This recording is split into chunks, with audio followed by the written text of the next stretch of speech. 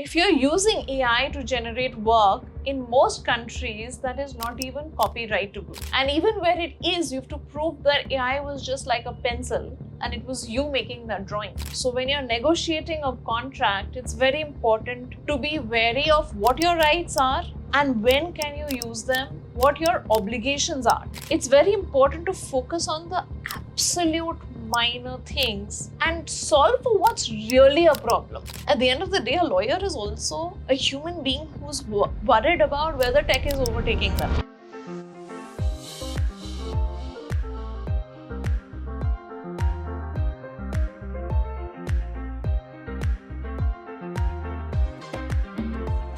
Hello and welcome to the Daily Lawyer podcast. My name is Jaina Krishnan. I'm your host and the founder of the Daily Lawyer.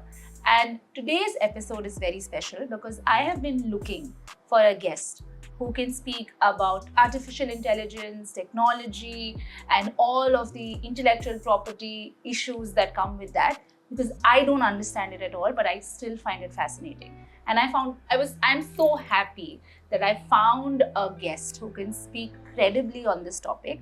I'm speaking about Ms. Nayana Roy, who is my guest today. Hi, Nayana. Thank you for being on the Daily Lawyer podcast. Thank you so much for inviting me.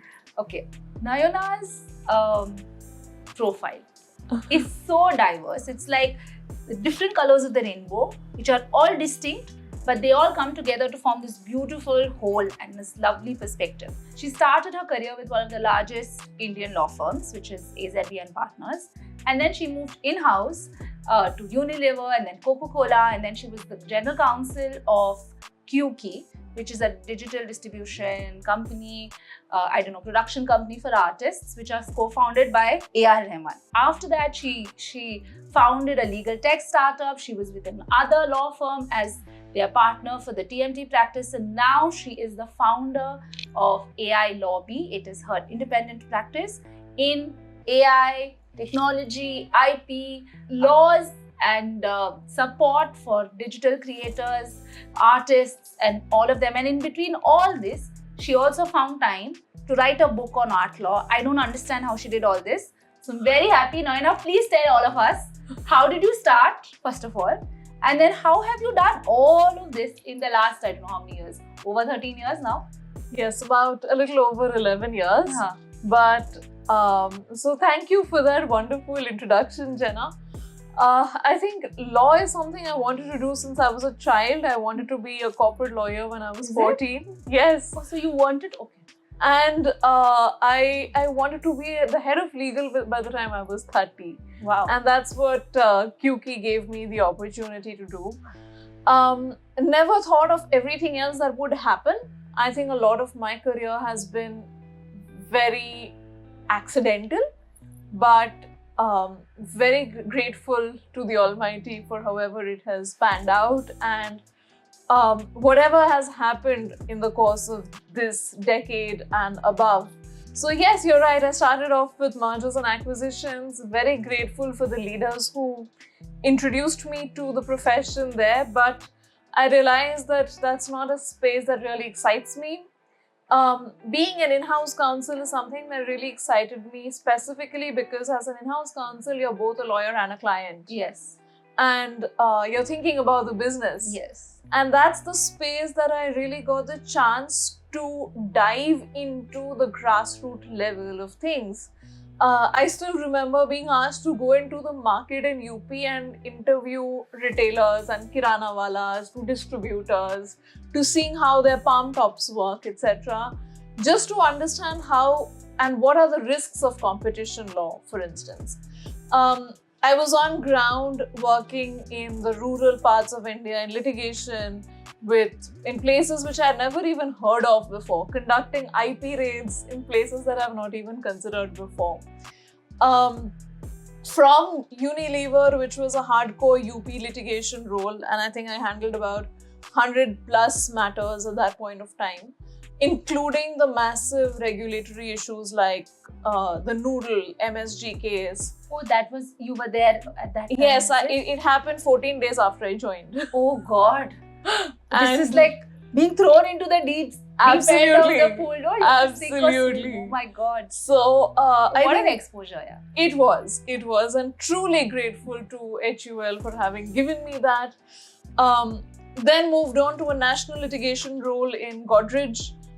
This was a time before Nature's Basket had moved away from the GCPL setup, and got the chance to also work on a lot of inclusion-related projects. I think the folks at the Diversity and Inclusion Lab at Godrej are still very close to me as friends. And it was a beautiful experience of having worked on interesting matters for sure, but also worked with interesting people. From there, Coca-Cola was a completely different role because it was into commercial transactions and contracts. Again, I absolutely loved the kick of negotiating and, fighting things out on the negotiating table.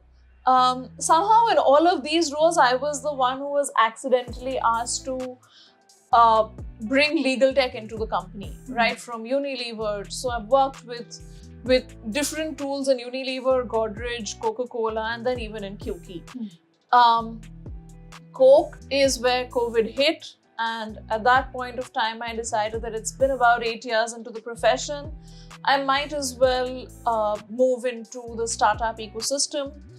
And of course, I came from a family where there were a number of entrepreneurs who had just started out in my generation. So that's when I realized that, my knack is really on the business side of things, and I want to explore that economy, the startup economy. But I had never worked in a startup. I never knew what a startup felt like. I'd always worked in these very structured organizations. So it was actually a very strange day when I was not even prepared for an interview. I got a call from a consultant saying, hey, you know what, the MD just wants to have a chat. And I was working from home, so I got out of the couch and then decided that, okay, let's just have a chat. And I've never heard of this company. I don't know anything about the media space. I'd worked very little on IP.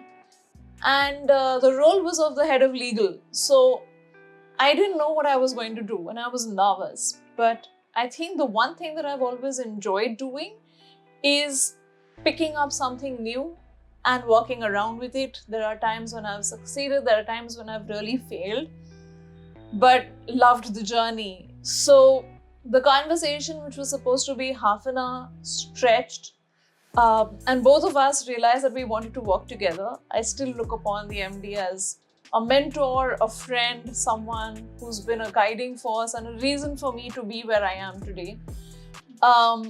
And when we decided to work together, it was still in the middle of COVID. I had not met anyone in person. And taking over at a time when one of the founders had just passed away, the TikTok ban had just happened. So we were looking at a transition to short format content, understanding the content economy, the creator economy, working with 300 plus artists, working with Mr. Rahman, of course. And that's also where I got a chance to work on core tech problems. So blockchain was booming then. I was told that, hey, you know what? I think you should just dive straight into how we can convert our assets into NFTs or make NFTs out of our assets. And at that point, being as vulnerable as I can on this platform, I had to Google what NFT stood for. Yeah, I was just wondering, 2020, 21, we were like, all of us were Googling ki kya hai NFT. Yeah. So from there to writing a white paper and dropping that white paper as an NFT itself. That's amazing. At All About Music 2021, I think. And we presented it. What is All About Music? So All About Music is actually a music IP. It's one of the largest music platforms. It's an international conference hosted in India, and it has grown by leaps and bounds. And you have people from all over the world coming in. It's now just changed hands to Universal Music, and the founder of All About Music happens to be someone I look up to as a mentor as well. So that's it. It's a 3-day long event that happens every year, and it's phenomenal. the number of people who are there. This last season had, I think, 4,000 to 5,000 people. Wow. Where does it happen, Delhi? It happens in Bombay. It usually happens in Taj, Acha. in either Taj Lands and Bandra, or in Gateway. the Gateway. And I think it's happened in Bandra mostly. So yes, it's been a phenomenal event, and it was great to actually speak about NFTs, launch that white paper. And today, while the NFT fad has kind of waned, Yeah. I think the technology still holds a lot of value in certification mechanisms. And that's when I realized that I have a knack for technology. So I had a chat with my then boss of QK and said, you know what, I'm happy to continue doing this work, but as a consultant, I want to build my own. And he was only too supportive. So that's when I started working on the problems of the legal industry and building for legal technology, contemplating it, had no co-founder to begin with, at least a tech co-founder to begin with. So applied to Antler, got through, we were the top 3 to be funded. For some reason, things didn't work out and I decided to move on, ran out of funds myself. So sold it to my then co-founder, and decided to come back to law. But this time I knew that I had found my niche in law, so I wanted to do media, I wanted to work on AI. As I was building a legal tech product, I had understood a few of the nuances of AI. The learning curve was very long still. And I continue to be a student. As we speak, I'm in the middle of a course on AI and hoping to give an exam in the next couple of weeks. Wow. But yes, I think it's always a learning curve. And I can only say that I've been extremely fortunate to have all of these opportunities that have come my way. So when I decided to join Dentons as a partner in AI, it's when not even the current report on AI governance had come out from the Government of India. And we were working around the EU AI Act, the data privacy rules had not yet come in, etc. But while I was there, I realized that I would much rather add a lot more value to a fewer number of people by myself than in a large setup. And I wanted that freedom. So that's where I am, and that was the founding. Genesis of Yes, AI that Lobby. was the genesis of AI Lobby. So what does AI Lobby do? I know that you are a lawyer for creators, and with this, with this diverse background of yours, I can totally understand why, you have. I think you found that. How they say it, you found that ikigai between what you're good at and what is your experience and all of that, because this diverse perspective will inform, I think, your opinion, the way you advise creators, artists, and all of that. So how exactly does AI Lobby help creators, artists, entertainment industry folks, etc.? Right. So I think the purpose and the objective of AI Lobby is not just creators. So I think it's 2 different segments that I would say I'm trying to help. One is the startup ecosystem, which is completely driven by AI. Yeah. And the other is creators who are an integral part of that system. And somewhere, all of these 3 worlds really intersect. And what I realized is that when I started my journey with AI, there's a lot of information out there which is very high level, which is decoding the law per se. But none of them tell you what this means for a specific individual who is impacted by AI. Yeah. They're either using AI or impacted by it. There's no escaping it. Yeah. So if we feel sitting here today that we are not impacted by AI, tomorrow, for all you know, there might be an AI tool scraping this podcast, right? Yeah. And I'm sure it exists. Of course. We're fooling ourselves if it's not. So In fact, just yesterday when I was doing my research, I came across an influencer who said that you don't need a therapist anymore. You upload the conversation that you've had with your boyfriend or girlfriend onto ChatGPT, and ChatGPT will tell you who should My say God. sorry. What rubbish! I don't. Nonsense. Can you imagine? So, yeah, I mean, at that level, I think people are using it in so many Yeah, ways. It's like the absolutely. dot-com bubble, right? Yeah. It's like when Google came up and everything was being fed into Google. So I think today you're either impacted by it or you're using it Yeah. in some form or the other. And no one knows what the repercussions Yeah. are of that.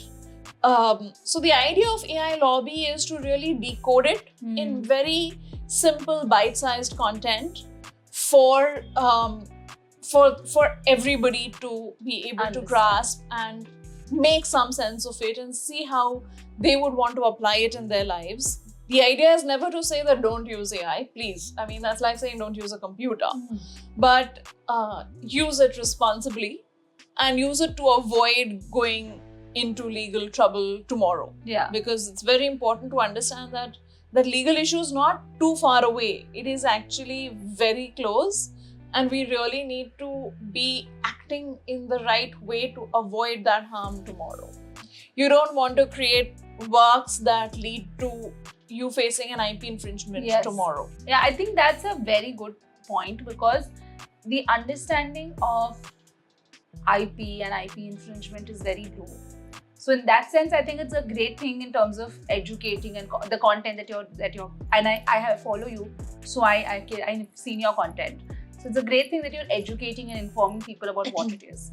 But from what I understand, you're not only educating and informing, but you also help them with their contracts or their legal sanity checks and all of that as well for yes. artists and creators and Yes, across absolutely. the board, I guess. I mean, as you said. Absolutely. So whether it's an artist, a creator, they are the ones who face it the most because they are a large number right now.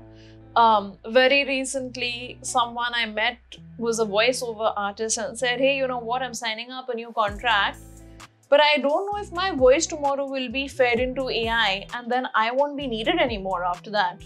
So how do I safeguard myself? And he actually sent me a sample clause. And I said, but this won't work. And I redrafted the whole thing on WhatsApp right there and sent it to him. The point is, that's the largest economy that's getting impacted by it in the here and now, because the work that they're creating is going up there. But the other part or the other segment that's also getting impacted are the startups, because they're using AI in ways which are not as transparent. It's not going to be, this is an input and this is an output tomorrow. The repercussion will show up much, much later. For example, health tech, gaming, fintech. Today there are AI apps which will tell you which stocks to invest in. Yeah. But what if the response is not accurate? And what if you've relied on that response? What about data privacy? What about cybersecurity? What about the fact that this might be legal in X country and illegal in Y country?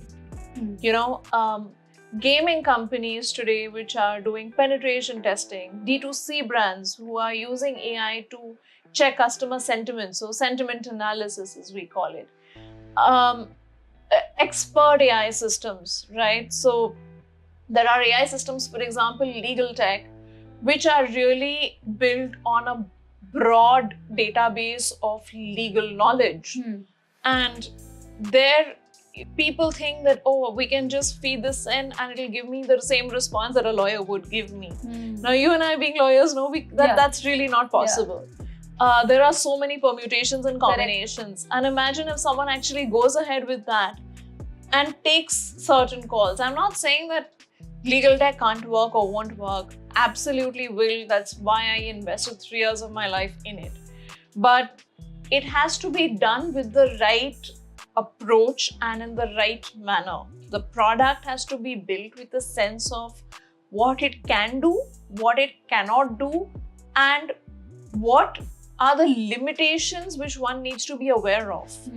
What are the areas where human intervention will still be needed? Because today we have artificial general intelligence systems. But for it to become a little more broad-based, where it starts thinking like a human being, and it starts acting like a human being, at that point, what are the complexities that can come in? Yeah. So that's what you, and then this is how you help, I guess. I mean, all the things that you just said, I see now, and I hope whoever is listening sees that this is why you need an expert to sort of take you through all of these things. Yeah. And one of the areas that I personally am very confused is this whole area of IP and the digital rights, especially in the music industry. And you, because you've worked with micro creators too, Rahman. This blows my mind, but you worked with them. So what do you think are some of the challenges or common issues that people face, which they probably don't know, especially in the age of like uploading stuff on Instagram and all of that?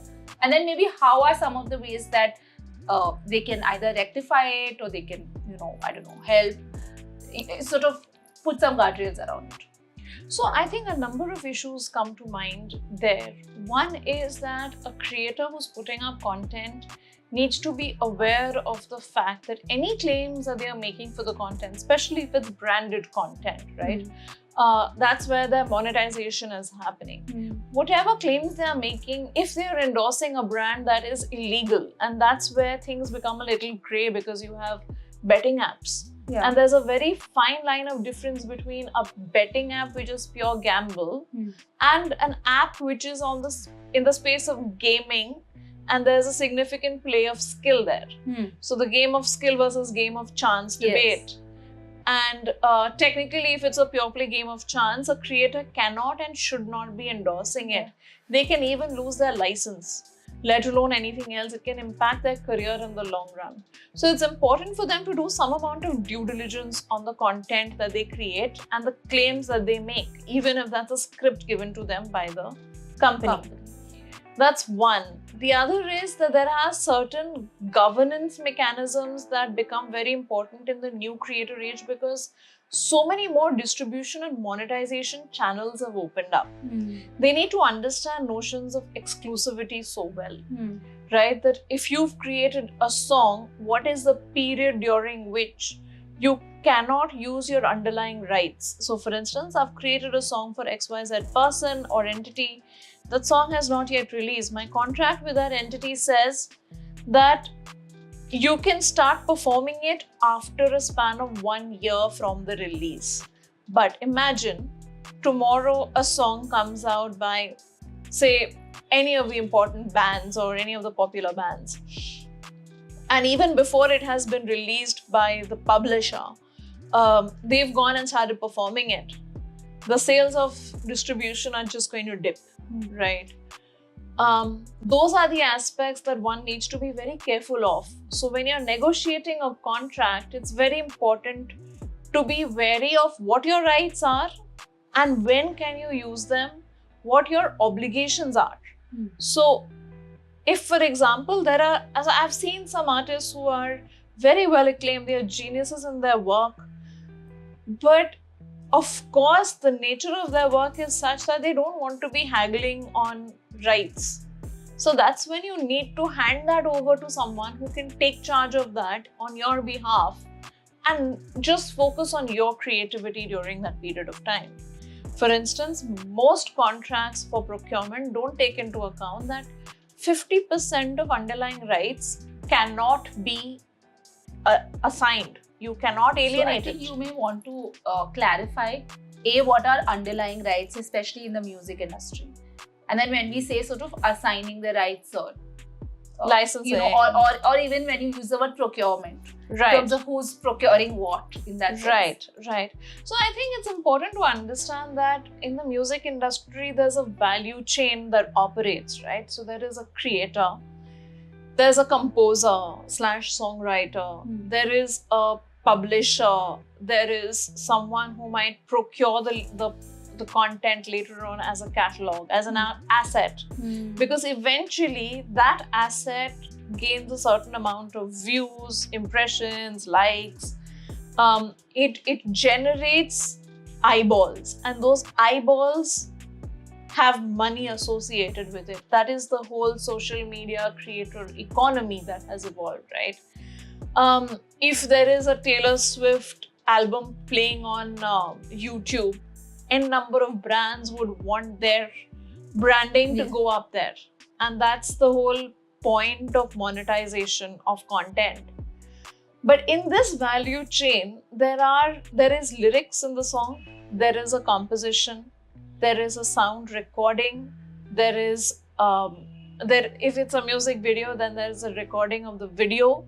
So there's cinematography, and all of these need to be synced together to create that one single, especially if it's a music video. And different players on the table have different rights. Absolutely. When it comes to this one. Absolutely. So copyright is not a single right; it's a bundle of rights. Yeah. So what you assign to the publisher or to the person who is giving you money against the song is the master. What you are assigning is the sound recording, right? Which is a culmination of, it's the finality. Yeah. But within that, there are rights to the lyrics, there are rights to the composition. Can you use parts of it at some point of time? Can you perform it tomorrow? Right? And all of this gets culled out in your contract. Now, the contract might say that you can perform it 10 days later, 1 year later, 2 years later. You go ahead and you actually perform it now, you'll be sued. That's the other thing. The second is, when you are performing in a concert, in a live gig, you need to ensure that if you're performing covers, the person who is organizing it has procured the licenses so that you don't get sued tomorrow. Yeah. This is just from the music industry standpoint, from the visual standpoint, where it's the cinematography and all of that. I think it's very important to adhere to also the cultural norms. Today, in the world of comedy, for instance, we've seen so many comedians getting sued. Yeah. I mean, coming into public news in the wrong light because of the nature of their content. And eventually, the platform will say that, oh, we have intermediary safe harbor, which basically means that they are simply an intermediary. They are creating the platform. They are conducting some amount of due diligence by telling you to sign on a terms of condition, terms of use, privacy policy, etc. to tell you that, hey, you know what, your content is your responsibility. So if anything happens and we face a claim, you will reimburse us. You will indemnify us. So they will always try to put forth that safe harbor. It's your responsibility to ensure that your content is not obscene, that your content is not violating the law of the land. It's not encouraging people to defy the law of the land. It is not defaming anyone. All of these different aspects come into the picture. But don't tell me, Noina, when I'm listening to you, it seems to be that, of course, I'm a lawyer myself, so I will obviously say this. But it also seems to me that any creator, whichever genre you're creating, doesn't matter, should ideally have a lawyer on call. 100%. We should be like, and however small you are, you don't need to wait till you have sort of become viral or whatever. Absolutely. But is that always feasible? In terms of, so how is it that you, I think one of the things that you may be doing, I don't know whether you're doing this, but with AI lobbies probably being that, to use your words, probably being that safe harbor to say creators at large, saying that maybe if you want, I'm here to be your absolutely first phone call. But right. Is that really feasible? And how are you sort of figuring that out with AI lobby? Yeah, so there are two different ways in which one can look at this. So AI lobby focuses on the digital issues that arise. For instance, how can you feed in clauses into contracts so that your voice, your likeness, your personality doesn't get fed into AI and an AI model is not trained on it? How can you ensure that the content which you have created originally is not being fed into AI and tomorrow something else which seems very similar will not come out? There have been cases of art generators, music generators. Justice Patel has recently spoken about it as well, that it is either AI generated or is copyrightable. And that's a very big question mark. If you're using AI to generate work, in most countries, that is not even copyrightable. And even where it is, you have to prove that AI was just like a pencil and it was you making that drawing. In terms of like just giving an example. So yes, it's very important to prove that all the elements of originality have gone into that. So the objective of AI lobby is really to help you work around the gray areas that AI has. But overall, sure, I understand that a new lawyer, a new artist doesn't have the kind of money to spend on different things. But here's my question. They're spending money in getting a music video shot. They're spending money on a gym to look right for their roles. They're spending money on hair and makeup. They're spending money on their outfits. All of these things to create their content falls flat if their content is not protected. Yeah. And sometimes there are lawyers, me included, who are willing to help them out in the most reasonable way possible.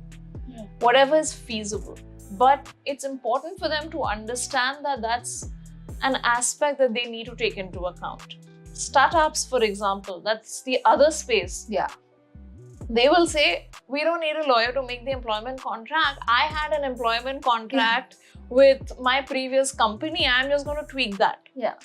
But is that really going to work for your firm, for your company, for your setup, your employees, the kind of arrangement that is coming up now with your employees, the use of technology like AI, data privacy, cyber security, what are the tools you're giving to them? What can they do with it? What can they not do with it? All of those things. Yeah. So the point is that tomorrow when an employee issue comes, it's these same people who don't know what to do. Yeah. And there's very little you can do as a lawyer when they come to you. At that time, I had an experience where somebody, again, a startup, I wouldn't say a startup, but a small enterprise. They did the same thing. Okay, we had a contract, and then we were just sort of tweaking that contract. There was a leave, a clause for leave where you can encash your leaves, and you can encash up to 45 days of leave. Now you get full leave, not just the dearness allowance, but whatever is your day's leave. I think obviously the employee who was the outgoing employee said, oh, it's there in the contract, I have some 32 days leave, I want to encash it. When they calculated, it was a hell of a lot of money for them to pay, and they had not factored that in. So now they're calling me and saying, how do we get this out? Because, we are such a small organization. How can we start paying? Why didn't you look at it before? Or have someone look at it who knows. Yeah. Because you have signed that contract. That person has signed that contract 2 years ago.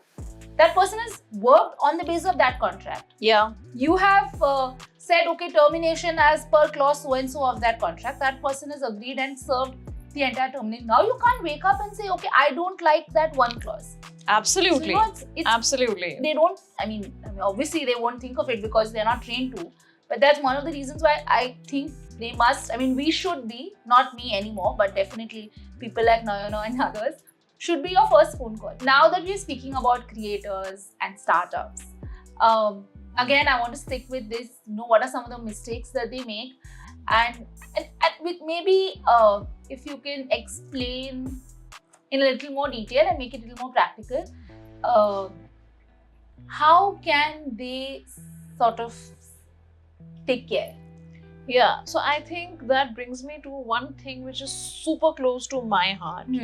And that's possibly because I've been a founder myself, that the way in which I do my brainstorming is I will pull out a Figma sheet and I'll make Figma drawings, and then I will use a Notion, etc.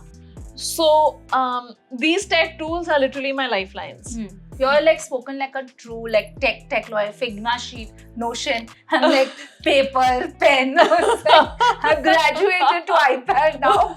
So yeah.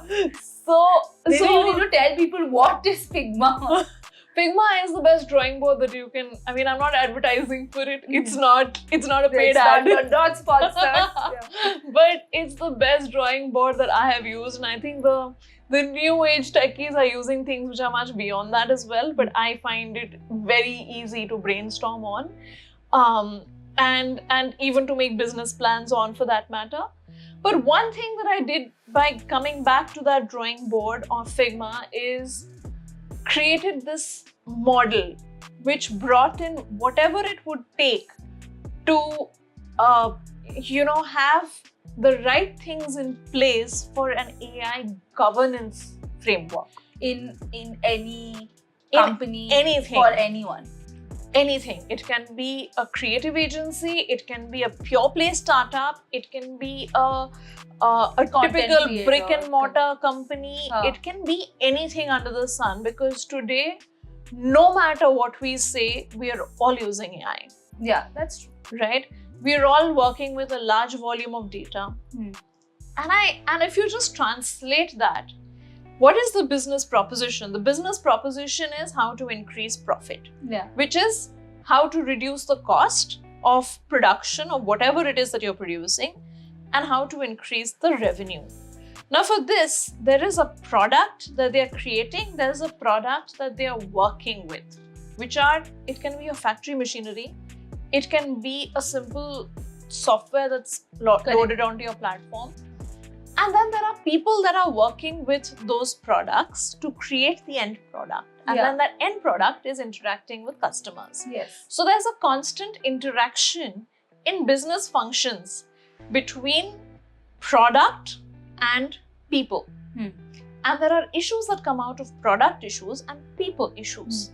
And that takes me back to my training in Unilever, which is when we went from a kirana store to a distributor to the GM of the company all the way. So there were some 10 people that we interviewed, and we came across all the issues that would arise for one particular law to ensure that we are compliant with that law. And we did this exercise as lawyers ourselves. A lot of people have this thought process that in-house lawyers just sit and review work. Please say that again, because I am sick now. Not anymore. I think now people are a lot more. No, you'll be surprised Yeah. the number of people who have heard saying this. In-house lawyers just review. No, I'm sorry. We're literally on the ground. We are not postmen. They just Exactly. think that we take years from external, give it to management external. What are we? Postman. Absolutely. But we have a lot of work to do. It's a highly sophisticated and nuanced role, getting more and more, I think, specialized and sophisticated. So, Right. sorry, I just got so excited. I said say that again now. That is absolutely true. And I think a time has come right now where in-house lawyers, and that's one of the reasons I went independent too, because I realized in-house lawyers and counsels, general counsels, I've been one myself, but we are far more keen to take up challenges ourselves and Yeah. solve them rather than just waiting on a firm to step in. Yeah. Unless it's something like a merger and acquisition deal, etc., or a venture Yeah, you capital need deal. specialized support, external support. Yes, but today you have law firms who are Yeah. hiring techies and Yes. CTOs, and similarly you have very specialized, say, you'll have within a legal team of a company, you will have a data privacy professional Yeah. who's just focusing on that. Yeah. That's their core area of focus. So I think I was taking off a lot from that learning to create this, that, have both an offline and an online model. An offline model where you are literally speaking to every stakeholder across that value chain. An online model where you're diving into the technology to see where data is going in, where it's coming out, in what form it's coming out, where it's being stored, to identify the issues. The issues are not just data privacy. The issues are intellectual property, cybersecurity, consumer protection, Yeah. Competition law, your foreign exchange rules, And even all of your foreign exchange rules, but also all of these, like UK Bribery Act and then the Foreign Corrupt Practices Act, absolutely. which you think don't even come in between. Like, okay, this is so obscure. Yeah. But you don't realize that at some point you're like, wait, what? And then all of that. Yeah. It happens like that. Yeah. So yeah, I know what you mean when you say that. So yes, I think one thing that I feel is really important, and which I have developed for myself and as an offering, is also that creating this holistic governance framework where I would want to sit with a client in their office for say 2 weeks, 3 weeks, whatever it takes, and get that process done so holistically that they are absolutely comfortable about their processes tomorrow. At least legal should not be a disruption for your business. Yeah. That's the most important thing. Your guys should not land up in jail. Yeah. That's the most important thing. What is the biggest challenge that you faced in, like, do you feel that, educating a client or a startup founder or whatever, in, even coming and taking your service, not yours, as in just a lawyer service in this way, do you think that is a real challenge, or you see a great deal of change in the... It's changing, no doubt, but vis-a-vis the West, I think in India, people still love jugaad, if I may say that. And most people think that lawyers are a cost center. Yeah. So that's a mindset shift that really needs to happen even now. Whether it's a creator, whether it's a startup, whether it's even a large organization. I've been fortunate to be able to work with organizations where legal teams have been given that importance and that space, but at the end of the day, the revenue generators are their sales teams. Yeah. And that's where the investment goes. Yeah. If they can outsource, they'll outsource. Somebody will have one guy sitting internally who's just replicating the same thing every day. But at the end of the day, I think it's really important to understand that there are spaces like today. A part of this AI governance mechanism is creating an AI policy. Yeah. Not even one person is coming up to say that, yes, we want to create an AI policy because we want to prepare for the future. And who will you give that AI policy to? Someone who's done your merger and acquisition, your corporate advisory, your other work so far, who has not been ingrained in AI. Yeah. In fact, that brings me to another aspect, Jenna, that AI law is... The other day, I was asked a very funny question on LinkedIn where somebody says, can you share your Bible with me? I said, I don't have a Bible. It's all here. No, just tell me everything about AI law. I want to practice it. First of all, it doesn't work like that. Even if you ask her, and then I think to AI lobby, you're doing a great job of educating people, but you need to put in the work. But then what did you say? I said, just stay tuned to AI lobby. That's all I can say. Yeah. There is no Bible. It's a space that's changing every day. Yeah. So if you don't have someone who understands your business model, who understands the technology that you're using, it's very difficult. They will give you the textbook answers, which, to be honest, today ChatGPT can give you. Yeah. So it's very important to be able to understand the nuances of it before making a generic AI policy. Because I think, unlike privacy policy, AI policy is not be mandated, no, but today it's not mandatory. Yeah. Privacy policy everybody wants, because Razorpay will not give you, will not allow you to take money if you don't have a terms and privacy policy. Yes. But tell me, what do you have to put in an AI policy? Like if somebody says, listen, I don't use AI beyond ChatGPT. Yeah. And that also, I don't want anyone to know that I use ChatGPT. It's like one secret. So then why should I have an AI policy? Like what would you tell them? So why should you have an AI policy? Because even if you're using ChatGPT, or you realize that you're collecting your employees are punching in with their fingerprint, and that fingerprint is being evaluated, the time, etc. So there's a database where that biometric data is being collected. First of all, the notion of what AI is very flawed today. Like I keep telling people, it's just the next level post a calculator. Yeah. Because a calculator also had to be trained to do what a human was doing, where it had to be taught that a plus sign means an addition and a minus sign means a subtraction. And then it gave you the same response faster and more accurately. And that's exactly within that level of, that course of their evolution. it's led to what we now call AI. But AI is not today's thing. It's been there in some form or the other since forever, right? So in some way or the other, you're storing that data is getting evaluated by someone else. How do you ensure that your website is not being used to train someone else's AI model? How do you ensure that, you know, your people's faces are not becoming avatars tomorrow in somewhere else? We've seen Hollywood actors whose faces have been used in pornography by an AI app, right? At the end of the day, whether you like it or not, whether you're just feeding into ChatGPT to respond to an email and get rid of your writer's block, you need a policy to be able to identify the core do's and don'ts. And the reason that policy is actually a governance framework is because to make that policy, a lawyer has to understand exactly what are the touch points in your business, right? So if you take a simple manufacturing situation, for example, there is raw material being fed in by someone. That raw material is first being created by someone else within the lab itself.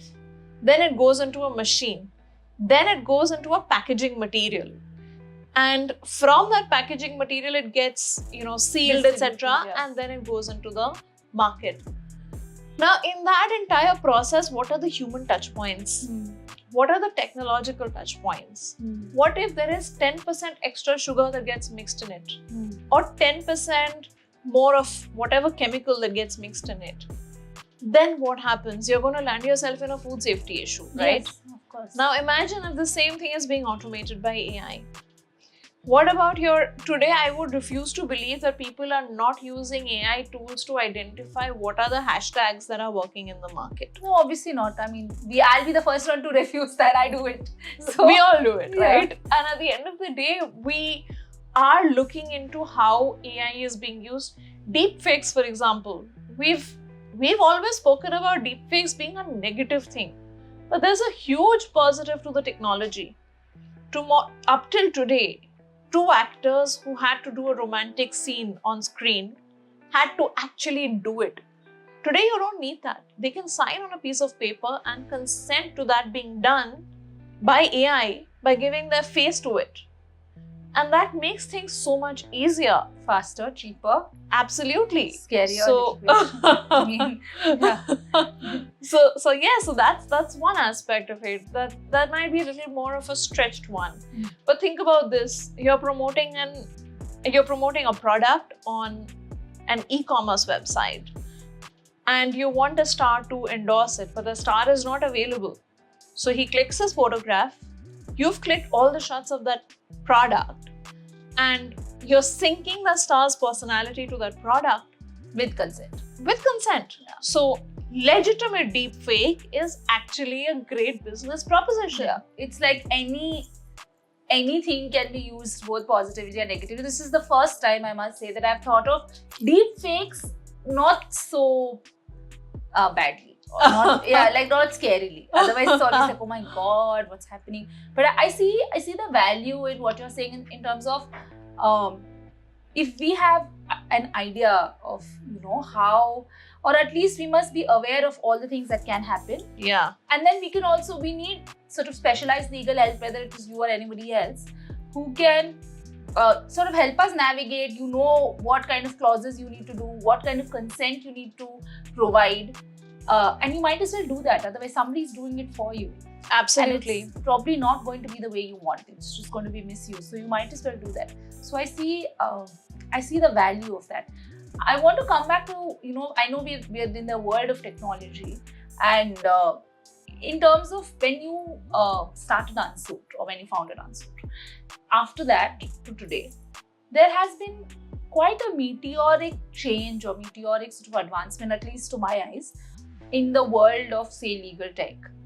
What is it? I mean, how do you see the legal landscape change, first of all? And then what do you see? How does it augur for the future? What's happening in the future? What is your take? Sure, I think that's a very interesting conversation because I do work with legal tech companies and upcoming legal tech companies, and even companies which are a little more advanced and come for advice at the second stage. I think when I was in the 0 to 1 stage, or -0 stage rather, it was just such a nascent space that everyone wanted to do everything, I included. My initial roadmap was 50 tools. And I had made mock-ups, or I wouldn't say mock-ups, but I had made user journeys for most of them. But today, I think the way in which the market has matured, it has become 3 broad categories: review, research, and drafting. Or when I say review, I'd say document vetting, discovery, and drafting. And there are 3 very clear buckets. So it's important for a legal tech company to pick up any one bucket and solve that entirely. Because within the legal fraternity also, within each of these, we all know that we are a very diverse country. So there are laws at the state level, there are different languages. Within each law also, within each state also, there are so many laws which function completely differently. The way in which a check bouncing case the life cycle of a check bouncing case is very different from the life cycle of, say, a murder case. Right? So if you're solving for that, you have to understand the nuances of each of these steps very, very closely. Probably work with someone for that particular product who is an expert in just that field of law. So if I build for the real estate legal practice, for example, I should work with a lawyer, not just any lawyer, but a lawyer who understands that space so well that he can come up with all the possible permutations and combinations of situations that can arise in that. And then you pick up the simplest problem and solve that, and then go from one to the next. What happens in such a vast universe is typically a founder tends to get lost. Every conversation will lead to you wanting to, change course. I have myself done that. I started off with wanting to build in drafting, then I moved on to review. Then I said that, okay, let's leave M&A review, let's do litigation. And I realized that was a massive, massive problem that I had encountered. Similarly today with AI. So why do you think that happened to you? Is it because you probably didn't choose the right sort of experts to meet? Like, what are some of the lessons that you learned? I think one of the lessons is patience. That's the biggest lesson, because especially if you're funded by a venture capitalist, you know that a clock is ticking. You know that for you to raise the next round, you're going to have to prove a certain degree of revenue, etc. You're going to have to prove something there. And you are so bent upon proving that you've lost focus of what you're actually trying to work on. So that's one aspect. The other is every lawyer you meet has a different problem. So when we started off, we were trying to convince the lawyer that, hey, you need us. Today, lawyers know that they need a legal tech company. You have to choose your niche and go behind that niche. I have people who are saying we are training our model on 3 crore, 5 crore, 10 crore pieces of data. But what is that data? Is it invoices? You're saying that, okay, fine, I'm going to train it on contracts. What kind of contracts? Solve for one segment first. Achieve 110% accuracy in that segment. Again, the calculator example. If a calculator did not know how to do a plus, a minus, a division and a multiplication, or even a plus, minus, equal, it cannot move to a division and a multiplication. True. So, it's very important to focus on the absolute minor things and solve for what's really a problem. Do lawyers need an AI to tell them that, hey, this is the response to your case? No. No lawyer will ever agree to that. But are you solving for that workflow? Are you optimizing the next 10 seconds of something in which they should not have spent those 10 seconds? and helping them to do that better by using their independent skill set. At the end of the day, a lawyer is also a human being who's worried about whether tech is overtaking them. Yeah. I was just thinking about the same thing actually. That you don't, and the truth is, it will never overtake them. Because the complexity of human problems, law comes in to solve conflict. It's either to solve an existing conflict or to prevent a conflict from happening. Correct.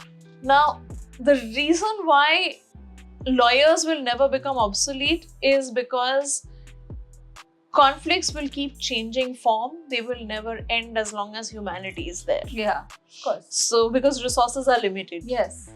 Right? And with AI coming in and with technology coming in, the conflicts will just actually change form and become a lot more complex. Yeah. So that's very important to understand that. So first and foremost, if you're going to tell a lawyer that, hey, you don't even have to do this, the system will do it for you. Nobody wants that. Because nobody even trusts that. I myself wouldn't trust that.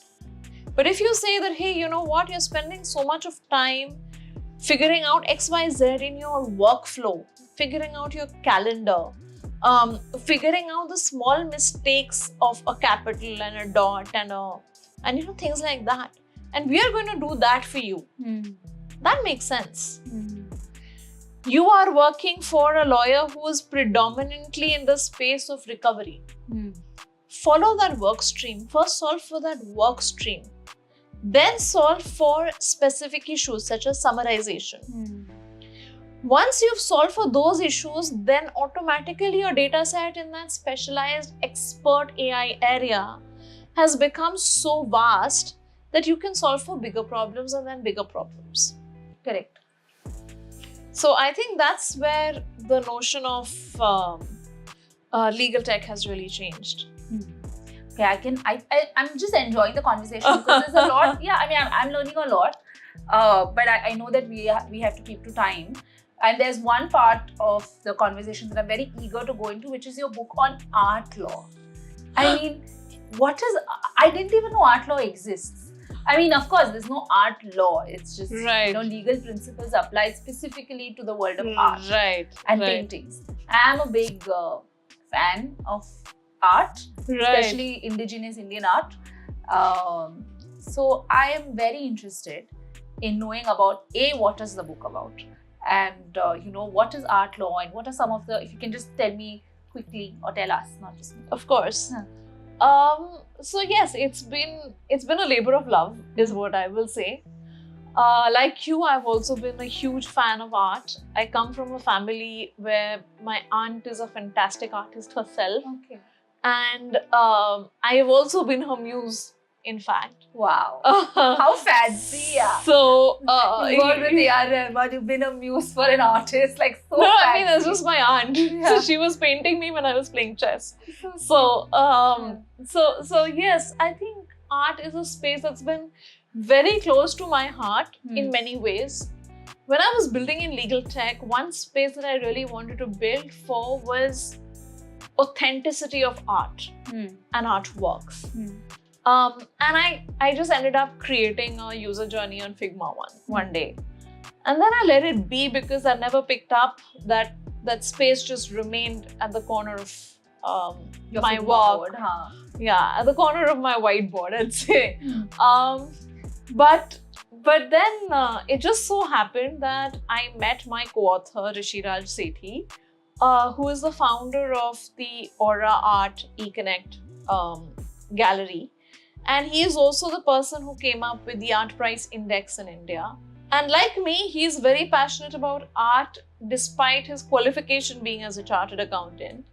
So we just ended up meeting at a conference. We struck up a conversation. I decided to go to the gallery and meet him. And then that conversation went on. And it was just a passionate conversation about this piece and that piece. And then we said, hey, you know what? Why don't we write a book together? And that's where it started. I was lucky to have a very enthusiastic intern who worked with me at that time. And I took it forward to my firm, Dentons, at that time. They said, sure, go ahead and write it. And I absolutely loved it. It was a passion project. It wasn't something that would bring in billable hours, etc. But it's something I really enjoyed. And for me, it was just that everyone talks about art, everyone talks about music and cinema, but no one delves into this huge asset of art. Because today art is valued like a house. Yeah. And there are so many problems that keep coming in. Fakes have become so easy with AI. Yeah. And detection of fakes has also become easy with AI. Acha, it's become easy. Okay. So, yeah, I mean, that's one thing I keep saying, that while AI led to deep fakes, AI also helps to detect deep fakes. Yeah. And the same goes for art. So the book started off with talking about what are the aspects of art. So there is music, there is voice, there is fine art. What's the evolution of the art industry, the historical evolution, and how it's been impacted by the social, political, cultural aspect. What are the different legislative schemes around the value chain of the art industry, So right? it's not just paintings. Not just paintings, but this one is specifically on fine art, which is paintings and sculpture. But in general, it sets context about the fact that art has many forms. Yeah. And we've also delved into things like tattoo art and That'd be interesting. rights and tattoo art Yeah. and generative art, so AI, NFTs, things like that. And one thing that I remember saying at the launch is, if data is the new oil, IP is the new gold. And you do so much of diligence when you're buying a house, when you're buying a company. Why would you not do it when you're buying an art piece of the What same kind value? of diligence can we do if we're buying an art piece? Provenance checking. So checking if it's really an original of that particular artist. And how do you do that? There's a way. There are ways of doing that. There are ways of detecting the provenance, of having a real curator, checking all the so just like any company, right? You check every document from its inception. So are you checking every document from its inception? Do you have the original copy or the original version of the letter from the artist to his XYZ family member, and then from that family member to the next person, and then in a secondary It's sale? like doing a title search. It's exactly a Of, title search. It's yeah. absolutely a title search. And then looking at whether the art has been imported or exported, whether it's within the forbidden list of what's exported or not. Acha. So there are some art pieces that the government doesn't let you export because they're so core to the Indian ecosystem and the aesthetic ecosystem. So looking into those aspects of it, looking into how it has been valued. So for instance, the art piece gains tremendous value after the lifetime of the artist. Yeah. So because that's when it becomes rare. Yeah. Or if an artist has always made stuff in black and white and then he's lost the ability to see so much of detail and, human eyes wear out over time, are you valuing the black and white pieces which are now no longer going to be created by that artist in the right way, for which you have the art price index, for example? The value chain becomes very important because there are so many different players, especially in a secondary sale. You're just trusting the fact that this is being sold by XYZ, so it's original. But how has that XYZ procured it?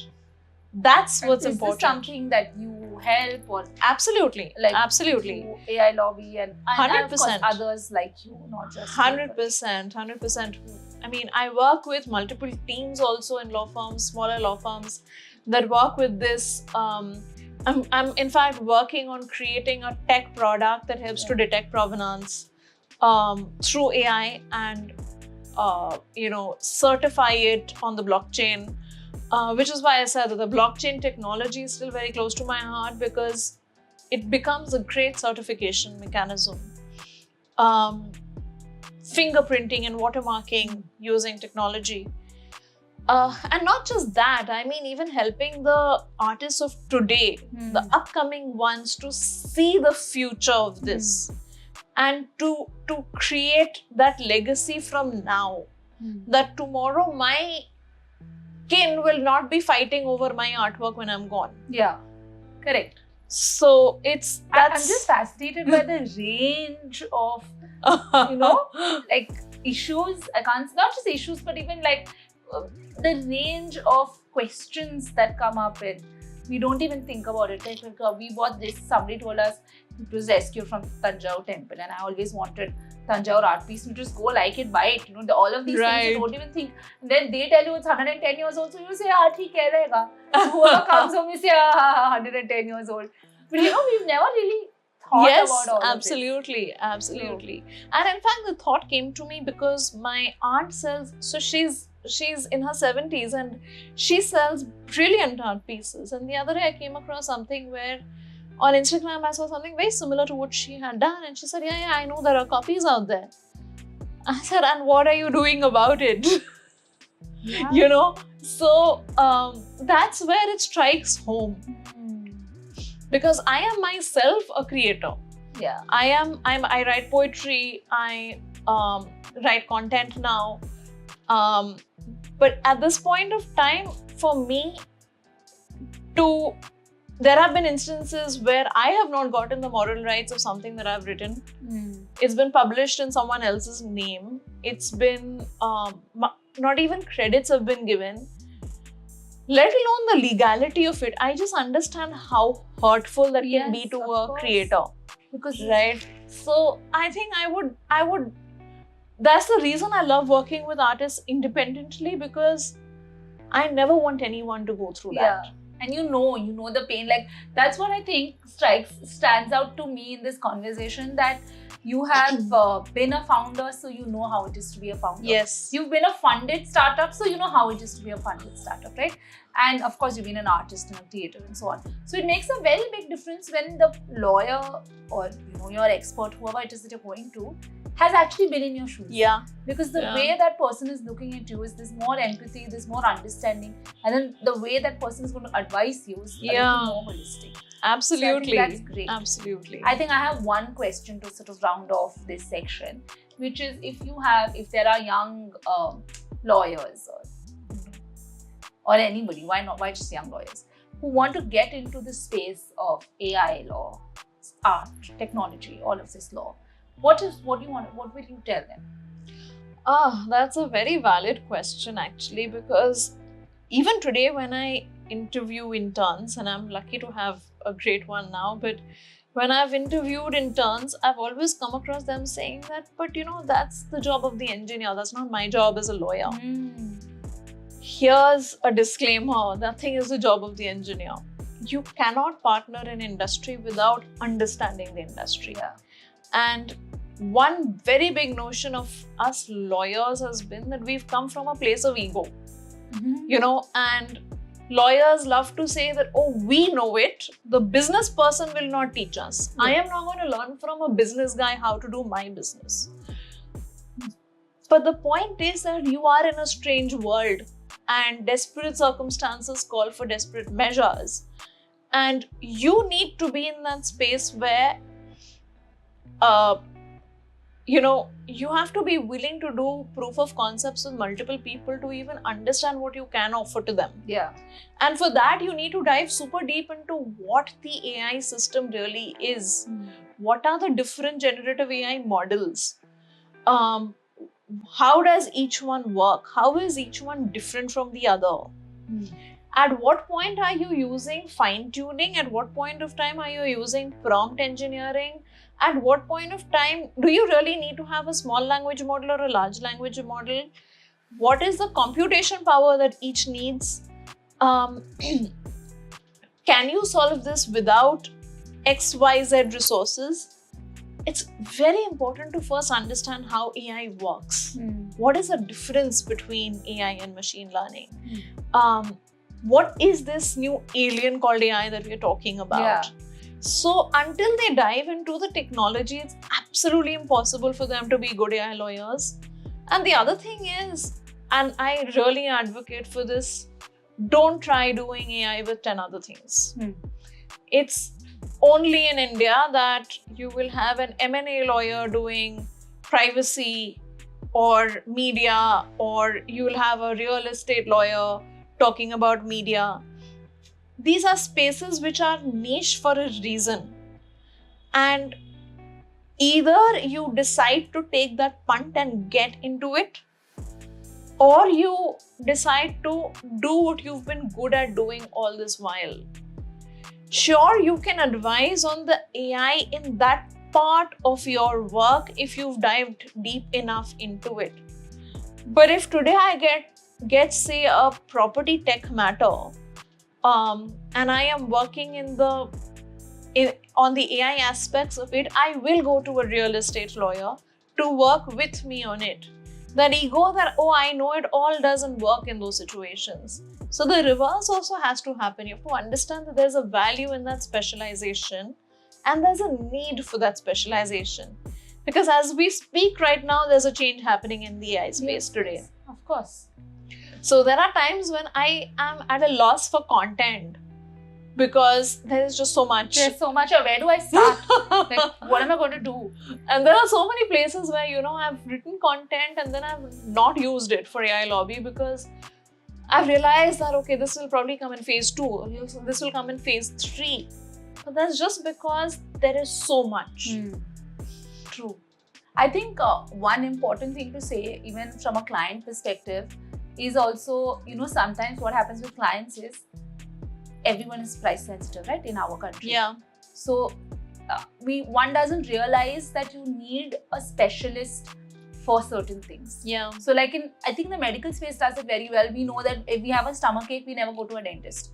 No, it doesn't happen. Even a 5-year-old in your house will tell you that you're going to the wrong doctor. Yeah. But somehow in our profession, if you have an LLB degree, it's just advice from matrimonial to maritime to corporate and housing societies, everything you advise, and it's okay. So I think from a client perspective, one has to realize that you can't be price sensitive when it comes to matters like this.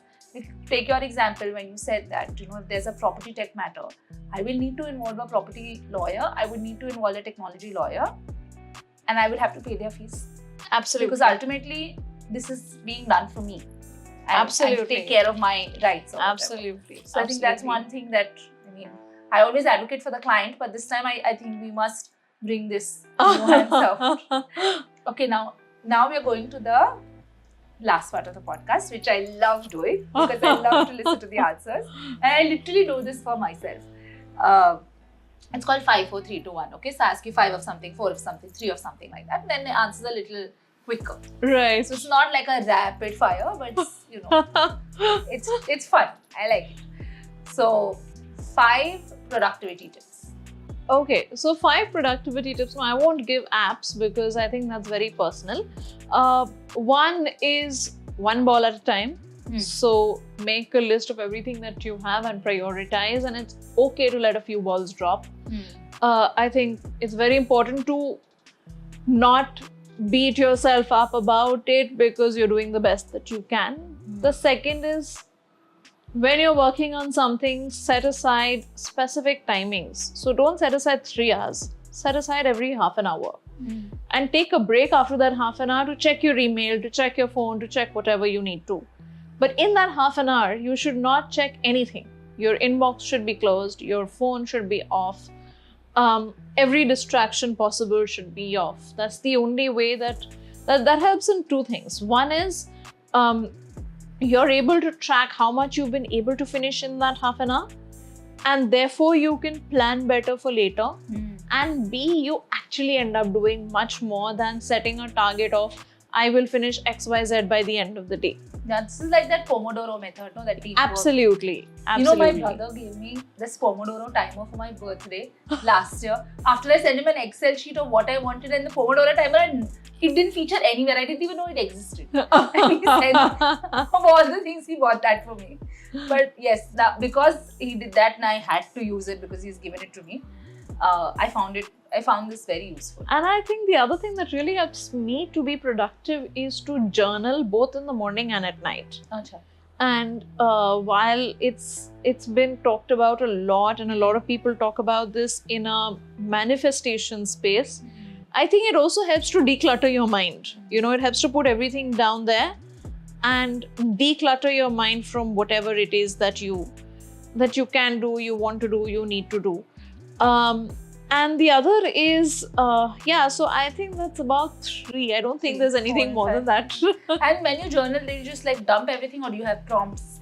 No, I dump. You just like Yeah. write whatever Absolutely. comes to your mind. Absolutely. And you find that useful. I find that useful specifically for the morning. For the night, I think it's a lot more about going over the day. Yeah, it's a little bit of a reflective process and setting goals and manifestations, if you may call it, for the next day. And that's about it. Yeah, but these are quite comprehensive. I know it was not 5, but I think it was quite comprehensive in what you said. Okay, 4 books that you'd recommend anyone can read. Need not be law books. Okay. One very, very close to my heart is The Midnight Library. Night Hiker. Yeah. I absolutely love it. The other is How Will You Measure Your Life?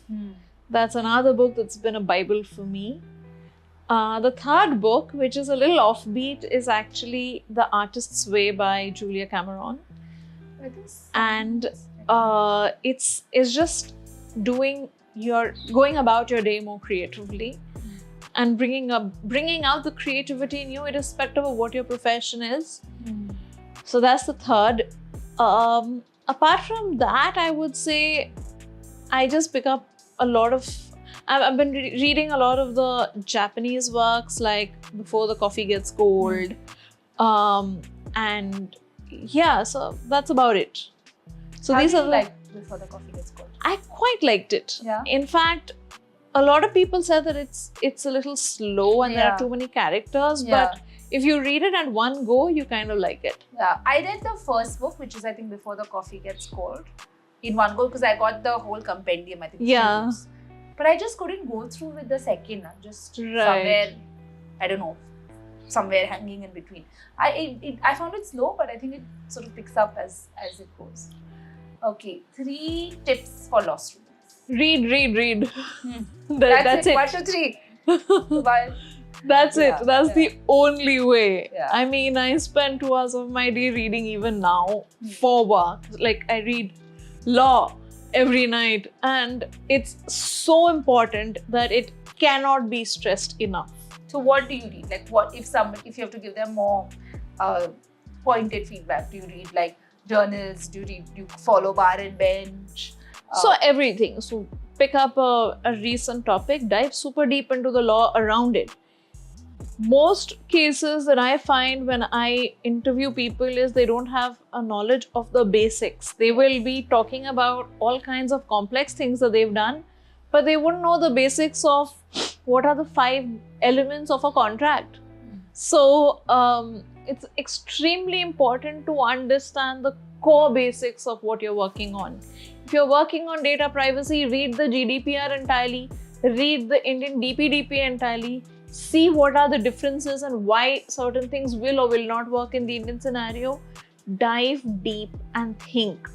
Use your inherent curiosity to blossom. That's the one thing that can work. I think that's a great advice. Very, very good. I completely agree with you. That's great advice. Okay, 2 life lessons that you have learned in your life so far. Oh, there are so many. Yeah, that life has taught you. Things don't always work out the way you want them to, but they always work out better. And that's something you realize in the long run. And the second is that before you expect love, credit, acknowledgement, recognition from anyone else in the world, you need to give that to yourself. And that's something we in India are absolutely not taught, because we are told that means that we are being conceited. Correct. There's a very big difference between being conceited and loving yourself. You can love the world, but you need to choose and put yourself first. And you need to validate what you need out of something. And that is a relationship, a job, your work, your client. It can be anything under the sun. But do justice to yourself and give yourself that credit before you expect it to come from your boss, your partner, husband, wife, parent, child, whatever it is. Give it to yourself. Are you saying that don't seek external validation? No, that's not what I'm saying. I'm saying seek it. It's normal. It's human to seek it. But before you go out there to seek it, are you giving it to yourself? Is your sense of self being dependent on what someone else thinks of you? I'm guilty of it even today. If today someone, and it's happened in the last couple of days itself, that someone has said something which inherently doesn't agree with me and has blamed me for something, but when I look at it and I tell myself that no, I need to validate my needs and my needs are valid and I am loving myself even if that person is not recognizing it. Even if that person is not giving me the credit for my work, is not giving me the recognition that I think I deserve, do I really believe I deserve it?